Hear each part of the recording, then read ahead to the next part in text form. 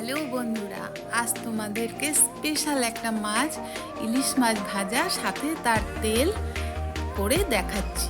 আমি ইলিশ মাছের পিসগুলো নিয়ে নিয়েছি, এতে নুন হলুদ দিয়ে ভালো করে মেখে 5 মিনিটের জন্য আমি রেখে দেবো। এবার 5 মিনিট পর আমি গ্যাসে কড়া বসিয়ে কড়া গরম করে তাতে আমি সরষের তেল দিয়ে দিচ্ছি। অবশ্যই সরষের তেলই দেবে। তেলটা গরম হয়ে গেছে, এবারে আমি মাছের পিসগুলো দিয়ে দেবো, দিয়ে উল্টে পাল্টে ভালো করে ভেজে নেব। ভাজা হয়ে গেলে মাছগুলো তুলে নেব আর মাছের তেলটা আলাদা বাটিতে নিয়ে নেব।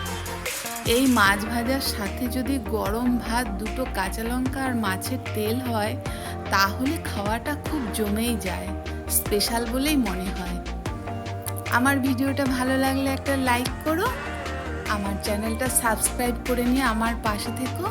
ভিডিওটা দেখার জন্য তোমাদের অনেক ধন্যবাদ।